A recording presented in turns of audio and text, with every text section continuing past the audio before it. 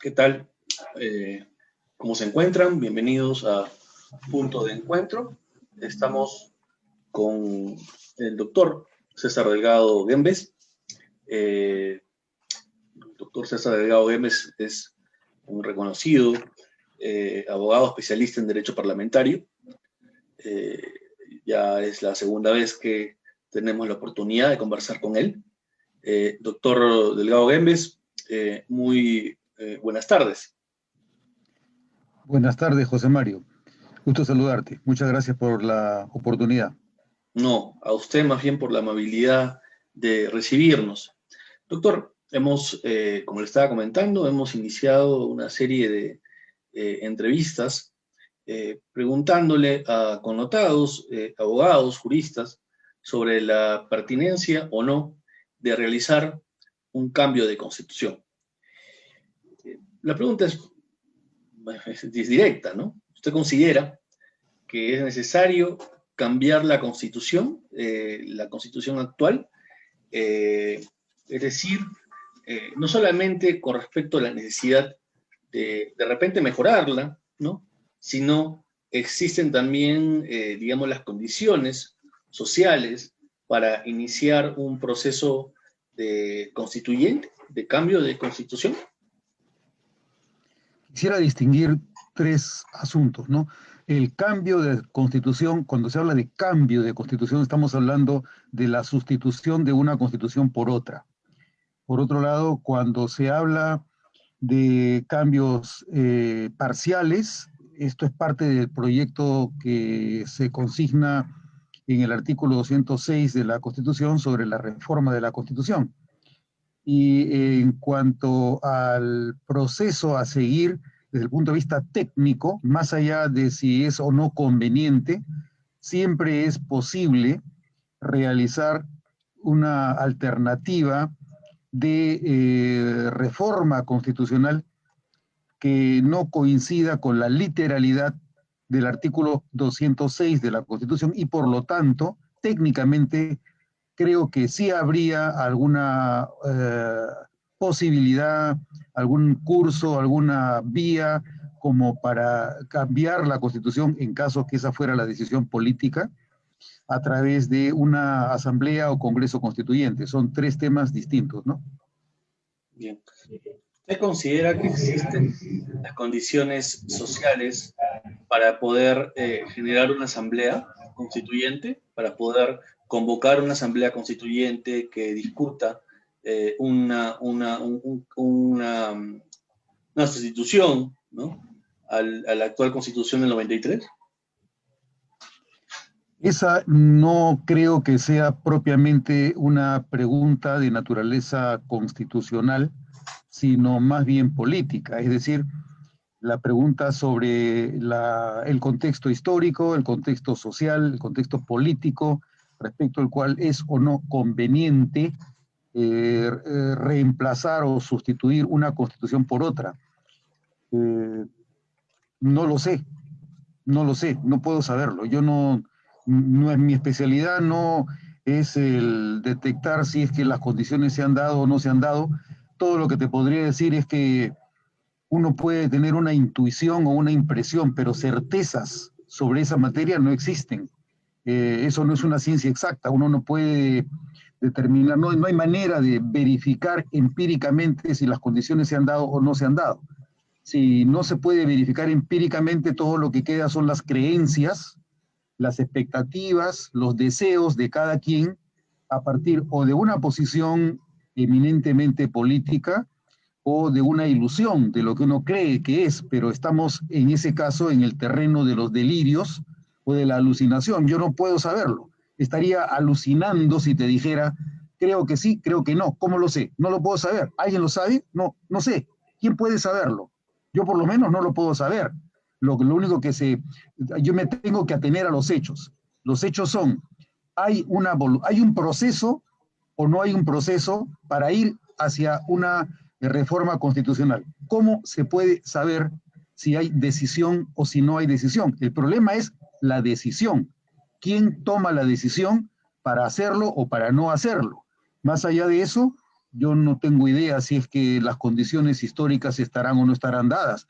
Date cuenta que para afirmar una cosa de esa naturaleza, uno tendría que conocer una realidad que no creo que haya mente humana que pueda tener la capacidad de hacerlo, excepto, como digo, la capacidad imaginativa. Estamos hablando de una ficción. Todo es cuestión de ficción en relación con esa pregunta, a mi modo de entender. Pero hay experiencias históricas que demuestran que a partir de determinados hechos sociales y políticos se puede, digamos, generar el espacio de una asamblea constituyente para poder resolver algunos problemas que tienen que ver justamente con la convivencia y con la gobernabilidad. Por ejemplo, en el caso de Chile, ¿no? La constitución otorgada, ¿no? por Pinochet, ¿no? Ahorita Chile está experimentando también un proceso constituyente. En el caso de Perú, la constitución del 79, ¿no? Que intentó poner fin a muchos años de dictadura militar. También tal vez el ejemplo de la Moncloa, del pacto de la Moncloa, ¿no? Que puso fin a lo que fue el régimen del general Franco a través de una sucesión democrática. ¿No cree usted que una asamblea constituyente podría, nuevamente, no sé si estamos todavía en el plano de la especulación, ¿no cree usted que una asamblea constituyente podría, ya de repente en un plano más teórico, ser una respuesta a una serie de sucesos o acontecimientos políticos que se están dando a nivel social? ¿O me Mira, desde el equivoco? punto de vista epistemológico, yo me considero escéptico. Es decir, no estoy seguro de tener los elementos de juicio suficientes como para tomar como para calificar como oportuno, como conveniente o no el momento. Para mí, lo concreto es quién sería el titular o el operador que debiera tomar la decisión. Y a partir de esa decisión tendría que realizarse una consulta con el titular del poder para determinar si el titular está o no está de acuerdo. Esa es la única manera de zanjar de manera empírica las dudas. Yo, sinceramente, dentro del campo de lo que yo estudio, para mí, técnicamente sí cabría, sí sería posible. No sé si sería mejor, no sé si sería peor. Para mí, lo más importante, antes que la reforma de los documentos constitucionales, es la cultura política con la que la ciudadanía vive su experiencia de autogobierno en una sociedad democrática. Más importante que los documentos constitucionales o las pautas que registran los supuestos pactos, es importante que el pueblo viva de acuerdo a una tradición en la que encuentra su propia identidad y en la que la ciudadanía encuentra un nivel mínimo de pertenencia. ¿Existe cultura política para que la ciudadanía pueda ejercer su derecho a través de la designación de representantes para ir a una asamblea? ¿Usted cree que hay un déficit en todo caso en cuanto a la formación ciudadana del... Bueno, para mí el problema que tiene el Perú fundamentalmente es que el concepto de ciudadanía que manejamos es un concepto positivista porque se califica como ciudadano a quien tiene un DNI, a quien no ha estado inhabilitado por una sentencia penal y el que tiene nacionalidad peruana. Ese es el ciudadano. La pregunta es si es que eso basta para considerarse ciudadano cuando el requisito central es que quien tiene la condición de ciudadano debe vivir de acuerdo a ciertas virtudes políticas, es decir, que valore tanto la libertad individual como el vínculo que debe mantener con la comunidad a la cual pertenece. El cuidado de mi comunidad es inenajenable de la condición de ciudadano. Si no tenemos ciudadanos con ese tipo de virtud, que se preocupan tanto por la comunidad como por la libertad del individuo, lamentablemente la respuesta tendría que ser que no tenemos los ciudadanos que necesitaríamos para contar con una comunidad política madura.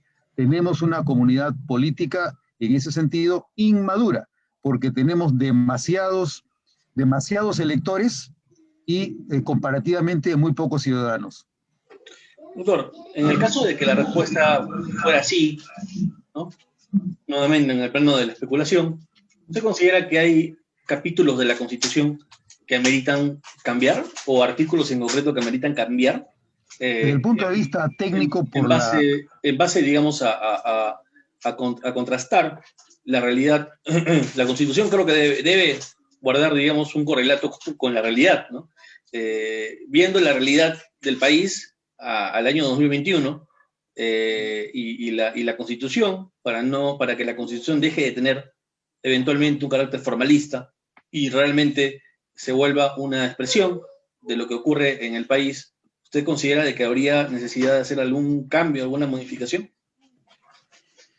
Yo creo que por el funcionamiento de nuestro sistema político, más allá que por la efectiva vigencia del texto constitucional, podrían realizarse algún tipo de ajustes, en particular a partir de la experiencia reciente y la constatación que aún el Tribunal Constitucional ha sido un agente que ha distorsionado, que ha desviado el régimen político de una manera contraria a los principios constitucionales en el Perú, como el hecho de que dentro de nuestro régimen político, a partir de las recientes intervenciones del Tribunal Constitucional, se ha sesgado el régimen de manera que quien concentre el poder sea aún más el presidente de la República que el Congreso. Ese es un tema, por ejemplo, que debería revisarse. Esto supondría la corrección a través de una reforma constitucional de los disparates que han sido generados con la sentencia 6 sobre conflicto de competencias entre el Congreso y el Poder Ejecutivo. Esa sentencia, a mi juicio, se ha basado en una infracción de la Constitución porque ha permitido que el Poder Ejecutivo usurpe funciones que le corresponden de manera connatural al Congreso. Ese sería un tema, por ejemplo. Bien, queda claro entonces que uno de los temas importantes que se deberían tratar en una eventual asamblea constituyente tiene que ver con el Tribunal Constitucional. ¿Hay algún otro aspecto, tema? De repente, tal vez, doctor, el régimen económico, ¿usted consideraría que habría que cambiar el régimen económico? O de repente, como ocurre, si no me equivoco, en Argentina, la Constitución argentina no establece un régimen económico, ¿no? Es decir, es necesario, es pertinente que una Constitución tenga un régimen económico, un capítulo económico, que haya una Constitución económica. Mira, antes de responder esa pregunta, quisiera aclarar. Yo he afirmado que es necesario reformar la Constitución en lo que se refiere al régimen político y he afirmado que la desviación del régimen político ha sido ocasionada por la mala práctica en que ha incurrido el Tribunal Constitucional con su sentencia 6 sobre conflicto de competencia. Yo no he afirmado que haya que reformar la Constitución en lo que se refiere al Tribunal Constitucional. No lo afirmé, pero con la afirmación que tú haces, me permito colgarme de ella para señalar que efectivamente, a mi juicio, aun cuando eso supone ir totalmente contracorriente y que la mía sea una afirmación contracultural, yo afirmaría, yo creería que sería mejor tratar de afirmar el régimen anterior al de la Constitución del año 1979 para que quien realice la revisión de la constitucionalidad de las leyes sea la Corte Suprema y no el Tribunal Constitucional. Pero más allá de eso, la pregunta que me haces es en relación con el régimen económico. Efectivamente, no tiene por qué haber un régimen económico. Si las constituciones han venido a incluir los regímenes económicos, ha sido como consecuencia de este desarrollo histórico en el mundo occidental a partir de la Segunda Guerra Mundial y un poco antes, quién sabe, con la Constitución Social, que inauguran dos constituciones, la mexicana y la soviética, que empiezan con el mayor intervencionismo estatal en procura de lo que Roosevelt llamaba la búsqueda de una libertad de la necesidad. La alemana, creo, la de Weimar, me parece. La de Weimar, me parece. Claro, la de Weimar, sí. Bueno, la de Weimar, la de México y también la Constitución Soviética, que es con las que se inicia una perspectiva social en materia de historias constitucionales.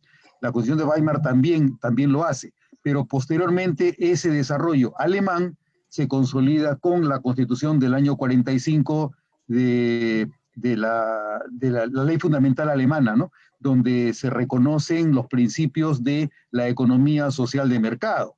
La economía social de mercado no hace otra cosa, a mi juicio, que adaptar las condiciones del mundo moderno a la globalización a partir de los principios que sustentó previamente en dos libros diferentes Adam Smith, La riqueza de las naciones y La teoría de los sentimientos morales, donde se supone que para que haya libertad en una sociedad se necesita que un Estado actúe de manera subsidiaria, pero que no reemplace con una especie de colectivismo la iniciativa privada en la vida comunitaria.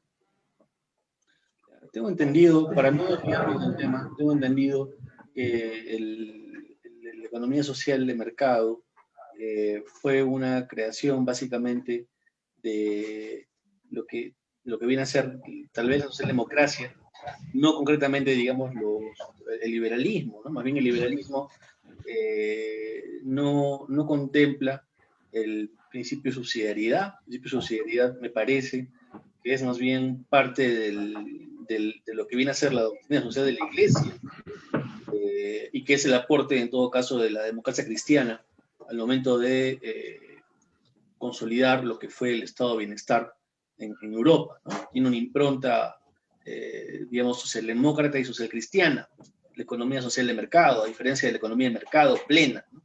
De ahí sí, más bien, no se contempla, o se contempla excepcionalmente la intervención del Estado en algunas funciones muy concretas, ¿no? Como justicia, ¿no?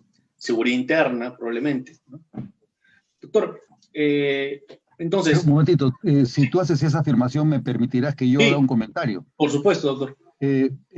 Yo afirmé que la economía social de mercado es una modalidad de adaptación de los principios que recoge Adam Smith en dos de sus libros, La riqueza de las naciones y La teoría de los sentimientos morales.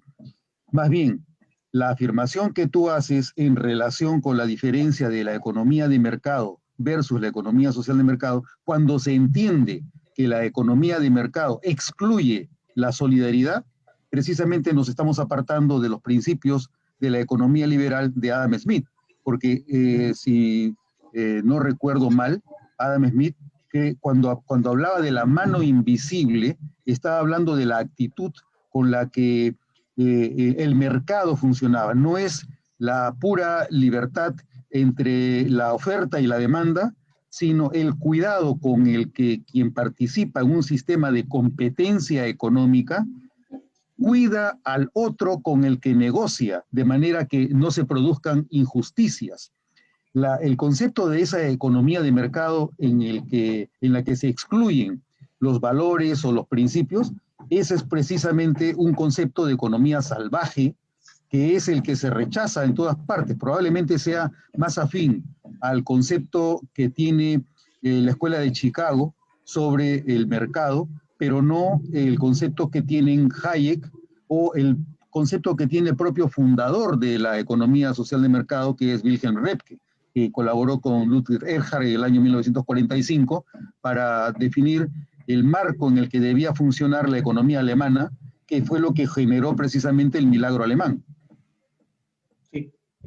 Yo tengo entendido de que lo que establece Smith es básicamente primero, antes de crear o escribir el libro de La riqueza de las naciones, él escribe el Tratado de los Sentimientos Morales, ¿no? Así es. Los sentimientos morales. Entonces él ya sostenía que para que una economía funcione o una sociedad funcione, tiene que existir una base, digamos, axiológica, ética, moral, ¿no? donde evidentemente está el principio de solidaridad, ¿no? Pero no estoy seguro, y eso no lo puedo afirmar contundentemente, de si el principio de subsidiariedad brota directamente de Smith. Igual, eso quedará, digamos, para una cuestión ya más académica, y tendremos que volver a los libros, o yo tendré que volver a los libros, si no me equivoco, ¿no? Mira, Usted un texto tiene ahí que puede ser útil Sí. para examinar ese tema es este de Wilhelm Röpke, A Humane Economy, un marco social para la libertad de mercado. Precisamente en este libro es donde Röpke sostiene el vínculo que existe entre ambas doctrinas, y que es, en principio, Adam Smith fue un profesor de filosofía moral, no fue un profesor de economía. Entonces, cuando él desarrolla su riqueza de las naciones, esta era un apéndice de su filosofía moral. No podía entenderse la economía fuera del aspecto moral dentro del cual él le daba un espacio al pensamiento económico. Es eso lo que ha hecho que se separe la economía de la moralidad desde un punto de vista positivo. Por eso es importante referir que en el régimen económico tú no puedes prescindir de la evaluación moral. Todo sistema económico se sustenta en una moralidad. Si no hay moralidad, nos encontramos nuevamente en el estado de naturaleza, donde el que puede más es el que gana. Y eso no es posible en una sociedad en la que todos aspiramos a convivir en un marco en el que nuestra dignidad es respetada por el otro. Sin eso, si no hay dignidad, si no hay respeto, no hay economía que te salve. Entonces, justamente la disociación parte de un concepto esquizoide de la economía. Cuando tú separas la economía de la moralidad o de la filosofía, lo que estás haciendo es distorsionar las condiciones de convivencia a partir de una constitución política. ¿Usted consideraría, como ya lo mencionó con respecto al Tribunal Constitucional, que existen instituciones jurídicas que son incluidas en el texto constitucional, pero que no necesariamente representan nuestra identidad jurídica y política? Por ejemplo, y retomando el tema de la economía social de mercado, se puede traer un modelo económico foráneo y aplicarlo en el Perú de manera indiscriminada, sin tomar en cuenta la necesidad que tienen estos modelos de tener, como bien lo habíamos mencionado, una base ética, una base moral, porque la economía de mercado presupone la existencia de algunos valores y consensos mínimos dentro de la sociedad. Por ejemplo, el respeto a la palabra empeñada, ¿no?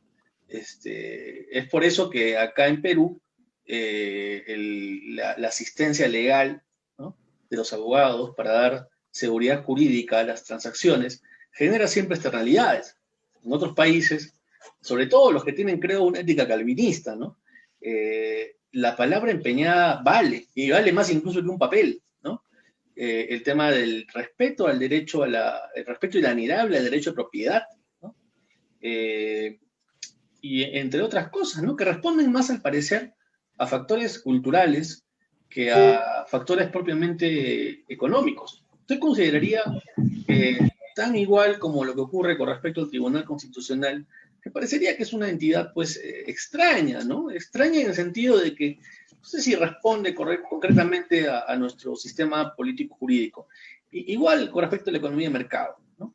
¿Usted cree que es posible de que los asambleístas, constituyentes, simplemente incorporen una figura jurídica foránea en nuestro texto constitucional y automáticamente va a funcionar bien? ¿No es, digamos, una visión extremadamente positivista, alejada de la realidad formalista, que más bien termina haciendo daño y generando confusión a los abogados, a los operadores jurídicos y finalmente a los ciudadanos? Mira, creo que uno de los grandes problemas que tenemos es la abundancia de doctrinarios que importan modalidades de comprensión de nuestro sistema social y jurídico a partir de los libros que se producen en otras latitudes. Ahora tú ves, por ejemplo, cómo está desarrollándose en la mayoría de universidades la teoría de la argumentación jurídica a partir de doctrinarios como Alexi, como Guastini, etcétera, etcétera. Entonces, lo que tenemos una disociación entre lo que afirman los profesores en las universidades que leen textos alemanes y lo que hace un constituyente. Los constituyentes no son elegidos por su versación en materia de argumentación jurídica ni del conocimiento que tienen sobre la doctrina constitucional. Nuestros constituyentes llegan a ese puesto en muchos casos de manera improvisada o de casualidad, y de acuerdo a lo que van escuchando que otros les dicen que es mejor para el Perú, sin que ellos tengan conciencia plena del impacto que puede tener incluir instituciones, sacar otras. Por ejemplo, uno de los grandes defectos que tenemos en nuestro sistema constitucional ha sido el tomar como punto de partida la elección según el criterio de cada ciudadano un voto. Esto es un dogma. Nadie duda que para que haya una democracia tiene que haber un sistema electoral en el que cada ciudadano emite un voto. Sin embargo, el Perú tiene una realidad distinta. La realidad del Perú es que en paralelo, a partir del inicio de nuestra república, hemos tenido una sociedad en la que convive un grupo de personas que se basa en su individualismo para afirmar que vivimos en una democracia debido a que cada uno emite un voto, pero en paralelo tenemos un mundo, como es el mundo andino, el mundo tradicional, el mundo amazónico, en el que el concepto de ciudadanía está asociado a una noción orgánica de la sociedad y donde las decisiones no se toman por el individuo, sino por la comunidad.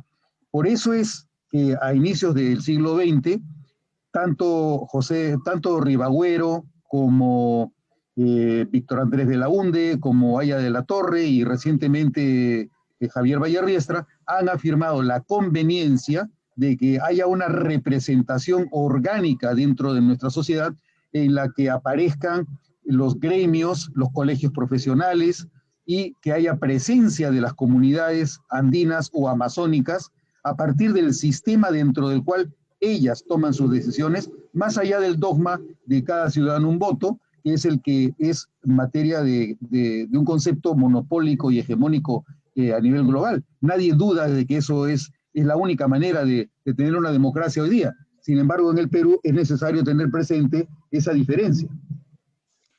¿No sería más semejante a lo que vendría a ser un régimen corporativista, esa propuesta? Bueno, cuando se afirma de un régimen corporativista, hay que deslindar frente a los intentos corporativos que pasó Occidente la primera mitad del siglo XX, es decir, la formulación que hubo en Italia con Mussolini o en el nacionalsocialismo en Alemania o con la Falange en España, ¿no? O Portugal. Esas son... ¿Cómo? O Portugal también, digamos, el régimen de Salazar, ¿no? Así es. Son alternativas que se han intentado con el fin de que el antiguo régimen se restaure en Occidente. El antiguo régimen se considera que no ha sido vencido, pero nosotros en el Perú no hemos tenido ese antiguo régimen. Todo lo que hemos tenido ha sido una vida de colonia. Entonces, por eso es que en muchos casos nuestro sistema económico, nuestro sistema político no funcionan, porque mantenemos lo que afirmaba Víctor Andrés Belaúnde, mantenemos la lógica de una república de encomenderos. Todos nos sentimos encomenderos y nadie siente que esta sea una comunidad, porque no nos identificamos con nuestra nación. Actuamos como si todavía fuéramos parte de una colonia y renegamos a la colonia, pero no sentimos que el Perú sea nuestro. Porque no sentimos que el Perú sea nuestro, tenemos esa óptica utilitaria y pragmática, según la cual utilizamos las reglas del mercado para maximizar nuestros beneficios, le cueste a quien le cueste, y no nos interesa un carajo lo que le pasa al prójimo con nuestra maximización. Esa es la noción elemental que viene reproduciendo un sistema injusto en el Perú. ¿Se cree entonces que los valores que encarna las sociedades, no sé, de naturaleza anglosajona, de repente, individualistas, utilitaristas, pervierten los valores tradicionales, ancestrales, autóctonos que tenemos en el país, como por ejemplo la visión del mundo, sobre todo en los Andes, ¿no? La visión del mundo colectivista, ¿no? Ojo, con colectivismo no estamos hablando de comunismo, ¿no? No se vaya a malinterpretar, hay que aclarar, ¿no? Estamos hablando de una cosmovisión que rige en una sociedad particular, que es la sociedad andina. ¿Es así, doctor? Bueno, no estoy seguro que el utilitarismo sea privativo de las sociedades anglosajonas. El utilitarismo también rige en Europa Occidental. En muchos casos la decadencia y el colapso de Occidente se manifiesta en la Europa continental y no solamente en Inglaterra ni en Estados Unidos. El deterioro y el colapso no son privativos de la cultura anglosajona. El deterioro general de Occidente se advierte en todas las latitudes y principalmente porque lo que se favorece es esta lógica, esta racionalidad maximizadora de beneficios y esta lógica utilitaria. El utilitarismo de Estados Unidos, el pragmatismo de Mill o el de Bentham en Inglaterra, van acompañados por una lógica utilitaria que también se ha formado en Europa. Entonces, nosotros ahora lo que estamos haciendo es vivir de esa doctrina que se ha difundido por todos lados y como ha calzado perfectamente con la ética del bribón y del pícaro, o mejor dicho, del pendejo en la sociedad peruana, lo que tenemos es la perversión de las instituciones, porque cada quien que llega a ocupar una pizca de poder pretende que ya culminó su sueño y por lo tanto ya no necesita preocuparse por el prójimo. Para terminar, doctor, y nuevamente le agradezco por el tiempo que nos ha ofrecido. Acá parece que la política también fuera una forma de ascenso social, ¿no? En particular, porque los partidos políticos no cumplen con su misión. Si hay alguna instancia o institución responsable de vincular la comunidad con el Estado, son los partidos políticos. Si en el Perú no tenemos partidos políticos, si en el Perú no tenemos líderes con visión respecto de lo que necesitamos tener en las instituciones representativas y por lo tanto los partidos no invierten en la capacitación de sus militantes para que en ausencia de la ciudadanía que no tenemos, por lo menos tengamos representantes capacitados que minimicen la brecha entre lo que necesitamos y lo que llegamos a tener debido a la ausencia de representantes competentes. Si no tenemos partidos que se ocupen de capacitar a sus militantes para proponernos un conjunto de candidatos más capaces, nunca vamos a poder mejorar. Lamentablemente estamos condenados a seguir repitiendo los mismos errores. Tengamos asamblea constituyente o no la tengamos. Las asambleas constituyentes lo único que van a hacer es reproducir lo que ya tenemos de mal en la sociedad. El Congreso, la Asamblea Constituyente, el Congreso Constituyente, lo que sea, no hace sino reproducir especularmente lo que tú encuentras en la sociedad. Si tienes una sociedad de mierda, vas a tener representantes de mierda. Entonces, los partidos son la criba, el filtro que te permite discernir entre la mala calidad y la buena calidad, de manera tal que tú no propongas como candidato solamente a quienes aspiran a su segundo de gloria, porque pueden llegar a un puesto representativo y luego jactarse de la fama que tienen durante, no sé, meses, que son probablemente 60 meses de gloria, porque pueden decirles representante, presidente de comisión, presidente del Congreso. Más allá de eso, la vanagloria lo único que hace es sepultar el destino del Perú. Pero ahí tiene usted un indicio, doctor, de lo que le preguntaba al inicio de la entrevista, si existían las condiciones. Claramente, al menos en cuanto al sistema de partidos políticos, un sistema deteriorado, un sistema que no se ha visto fortalecido, un sistema endeble, frágil, por no poner otros adjetivos, ¿no? También podríamos decir corrupto, tal vez, ¿no? No se estarían dando las condiciones para que los filtros, como usted dice, o los canales de transmisión, ¿no?, entre el poder y la ciudadanía puedan transmitir eficazmente el sentimiento de la población con respecto a los cambios que se necesitan.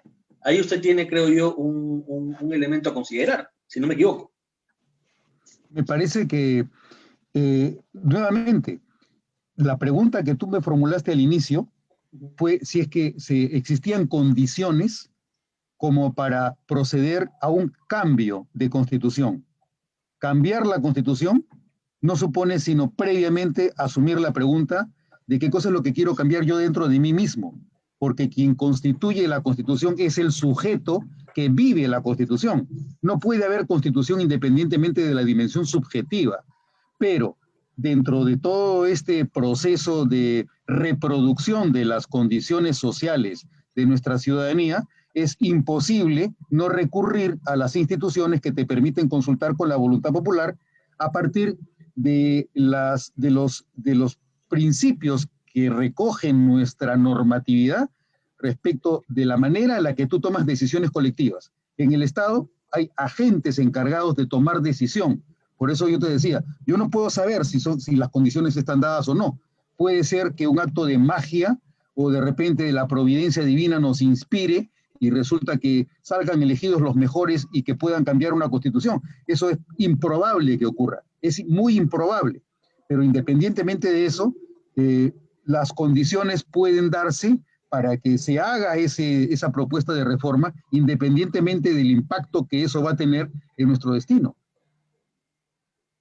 E independientemente también, con eso termino, no me molesto más, doctor, y también independientemente del sistema político, es decir, de la democracia. O sea, podríamos estar, entiendo por lo que usted comenta, que podríamos dejar también abierta la posibilidad, sin ser pitonizos ni futurólogos, de que la opción, digamos, de la convocatoria de una asamblea constituyente de manera plebiscitaria, ¿no?, es viable, podría ser viable, o sea, al menos como mecanismo, digamos, de legitimación para una convocatoria de una asamblea, si es que no hay un acuerdo con las fuerzas políticas y tomando en cuenta su concepción de la decisión, ¿no?, del decisionismo, ¿no?, el presidente de la República podría, a través de una asamblea constituyente, convocar a un proceso de asamblea constituyente para la elaboración de una nueva constitución, al margen, digamos... No, el presidente de la República no tiene esa capacidad en el Perú. La convocatoria a una asamblea constituyente no puede realizarse técnicamente independientemente del proceso que tiene que seguirse ante el Congreso. Entonces, el presidente de la República, en primer lugar, no puede convocar a referéndum. El presidente de la República lo que sí puede hacer es hacer una propuesta de reforma constitucional de manera tal que el Congreso reforme la Constitución y en la modificación del artículo 206 se incluya la posibilidad de que se convoque a una asamblea constituyente para modificarla. No se puede realizar el cambio de la Constitución independientemente del Congreso. En el Perú el presidente de la República no tiene esa capacidad y si lo quiere o lo prefiere, tiene que resignarse primero a que no tiene o sí tiene la mayoría suficiente en el Congreso que pueda respaldar esa decisión. Sin esa legitimidad política, el presidente de la República no puede propiciar un cambio de constitución. Excepto que cierre el Congreso y lo haga de manera plebiscitaria. Pero si cerrara el Congreso, tendría que ser porque lo ha hecho dentro del marco de la Constitución, es decir, 2 negaciones de confianza y ulteriormente la disolución del Congreso. Si fuera así, sería legítimo, pero la disolución del Congreso supone que haya nuevas elecciones y el presidente no puede saber cuál va a ser el resultado de las nuevas elecciones, de la misma manera que el propio señor Vizcarra, cuando disuelve el Congreso el día 30 de septiembre del año 2019, no podía imaginarse cuál iba a ser el resultado con el siguiente Congreso, que es al que se le llama el Parlamento Rabo, porque es el último episodio de lo que ocurrió con el Congreso disuelto. Doctor, como siempre, se agradece su lucidez, su agudeza, y espero que no sea la última vez que podamos conversar sobre estos temas tan importantes. Espero que usted se encuentre bien de salud. Le mando desde Arequipa un fuerte abrazo y espero nuevamente poder tenerlo pronto para seguir conversando sobre estos temas tan importantes para la comunidad política, la comunidad jurídica y también para la ciudadanía. Bueno, no ha sido mi intención desagradar a nadie, pero tampoco agradar a nadie, José Mario. Lo que he tratado de hacer es decir estrictamente lo que, siendo fiel con mi propio pensamiento, puedo decirte. Lo que te he dicho es lo que yo pienso, no estoy edulcorando Todavía, absolutamente nada. todavía al parecer tenemos libertad de expresión, ¿no? Todavía. Entonces, podemos darnos todavía nosotros esa posibilidad de decir lo que pensamos. Bueno, Yo yo en no soy tan eso, pesimista como tú al utilizar el todavía. Yo espero que siga siendo así. Tengo confianza en la sabiduría de lo que resta en esta élite política para dirigir y conducir y sugerir cuáles son las mejores opciones para mantener lo que tanto trabajo nos ha costado conseguir a lo largo de estos 200 años de república. yo creo que hay claros indicios de que se está vulnerando la libertad de expresión, sobre todo por el monopolio que tienen, o el oligopolio, ¿no? Mediático de algunos medios de comunicación, ¿no? Que están concentrando, digamos, los que muchos denominan el cuarto poder, ¿no? El poder, digamos, de los medios de comunicación. Y por otro lado, los que ejercemos la cátedra universitaria, ahora somos controlados con estos videos, ¿no? Las clases grabadas, ¿no? Que yo creo que terminan atentando contra la libertad de cátedra, ¿no? Porque puede darse una suerte de marcatismo, ¿no? De persecución de ideas, porque las clases quedan grabadas y quedan registradas. Y cualquier opinión en contra, por ejemplo, de una universidad pública, ¿no? Donde está abierto siempre al debate, ¿no? La opinión en contra del rector, del vicerrector, del decano, ¿no? Puede ser rápidamente filtrado y luego o hasta sacado de contexto, y eso ya no garantiza la libertad plena que deberían tener los docentes para poder ejercer la cátedra universitaria, ¿no? Por eso yo digo, todavía, ¿no? Todavía, digamos, con estos problemas, ¿no? No sabemos qué va a pasar más adelante, pero igual yo valoro mucho su optimismo, doctor.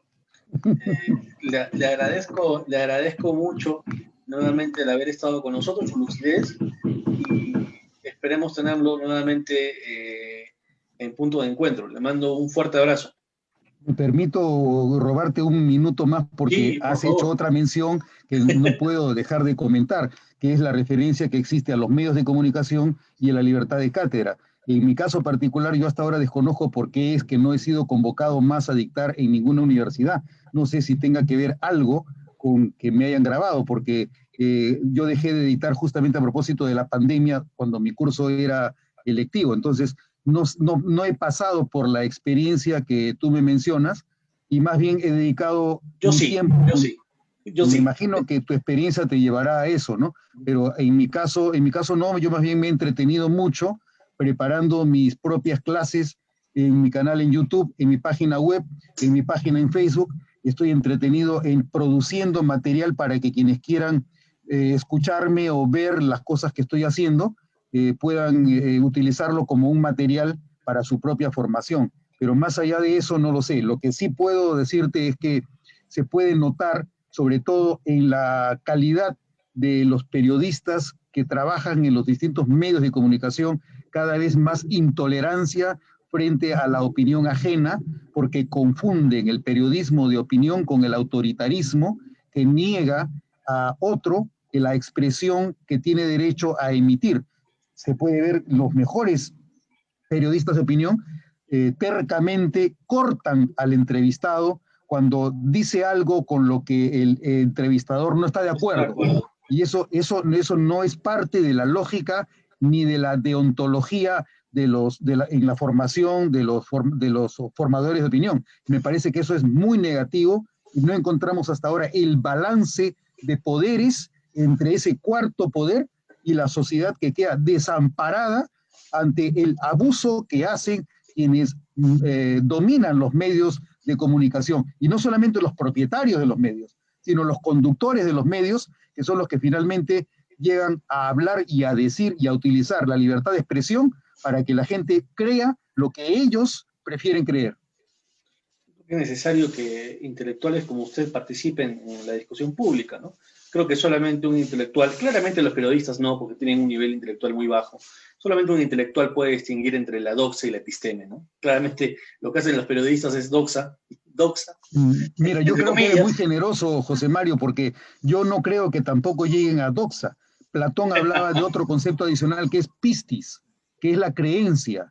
Creencia, no, ni siquiera es opinión, es pistis, es pura creencia. Lo que ellos creen que es, ellos afirman que es. Y la creencia está muy lejos de ser opinión, mucho menos conocimiento. Es más religión, ¿no? Finalmente, ¿no? La religión no tiene nada de malo, No, no, no, siempre y no, no. cuando, No digo, pero o sea, pero se basa en una creencia, ¿no? Excepto algunas religiones, como por ejemplo el catolicismo romano, que considera pues un equilibrio entre la fe y la razón, ¿no? No anula la razón, ¿no? no Eso está solamente el catolicismo romano, mira, yo soy católico ortodoxo, o sea que tengo que incluirme dentro de la fotografía, porque también en la iglesia ortodoxa se reconoce el equilibrio entre fe y razón. interesante. Otro día probablemente podamos hablar sobre el tema de la fe y la razón en el espacio público. Doctor, como siempre, usted es una caja de sorpresas. Le mando un fuerte abrazo. Ha sido un gusto conversar con usted y mantenemos la comunicación. Ojalá, José Mario, que te vaya muy bien. Muchas gracias por tus saludos, muchas gracias por la oportunidad. Doctor, ¿su canal de YouTube es César Delgado Gembes? En realidad es una dirección un poco compleja, quién sabe para es que soy un montón de letras. El canal en YouTube, lo que tendrías que hacer sería entrar a YouTube, César Delgado Gembes, y ahí vas a ver, tengo grabados aproximadamente 250 videos desde abril del año pasado hasta ahora. 250 videos entre los cuales están mis clases sobre teoría constitucional, pero también he grabado por lo menos unos 80 o entre 80 y 100 poemas míos. Mis dos primeros poemarios los tengo ya grabados. Felicitaciones, doctor. No sabía que usted tenía un gusto por la poesía. No. Chequea, chequea, chequea. ¿Cuál es su poeta favorito, doctor? Eguren y Martín Adán. De los peruanos, a nivel internacional. Pueden ser T.S. Eliot, Tierra T.S. Eliot, Baldía. Yeats, Dylan Thomas. Bueno, en el lado anglófono, ¿no? Franceses, Bertrand, Las Flores del Mal de Baudelaire, Breton, Verlaine, ¿no? Esa es la vena que a mí más me interesa. ¿Cree que a nivel de América Latina, tanto Perú como Chile son tierra de poetas? Bueno, de poetas en Chile, por Gabriela Mistral y por Neruda, yo me quito el sombrero, ¿no? O sea, Nicanor Parra también, ¿no? Probablemente. No sé si a usted le gusta Nicanor Parra. No, sinceramente no. Me he dedicado sobre todo en mi juventud a Neruda. He sido siempre un apasionado de Neruda. Tengo todas sus obras y las releo cuantas veces puedo. Cuando me siento deprimido y mi sensualidad está un poco afectada, recurro a la papaya, recurro a la naranja, a la piedra, a la nube, a las que le habla tan bien Neruda. Bien, doctor, también entonces habrá momento para hablar un poco de poesía. A mí me gusta mucho la poesía chilena y creo que tanto Perú como Chile tienen grandes poetas. Es probablemente seguro nuestro gran aporte al mundo, digamos, de la literatura, ¿no? No tenemos grandes cuentistas, para eso seguramente lo dejamos a los argentinos, ¿no? Pero No, Perú, pero no nos olvidemos de Ribeiro, ¿no? Ribeiro es uno de los mejores cuentistas que yo he leído, sinceramente. Muy bueno. sí, sí, a mí también me agrada mucho Ribeiro, pero creo que el mundo se divide entre antes de Borges y después de Borges, ¿no? Ahí Es que hay Borges es un fuera de lote, ¿no? en efecto. Doctor, le mando nuevamente un fuerte abrazo. Como siempre, es Ok, un gusto conversar con usted y espero que nos podamos ver pronto. Cuídese mucho. ok, nos vemos.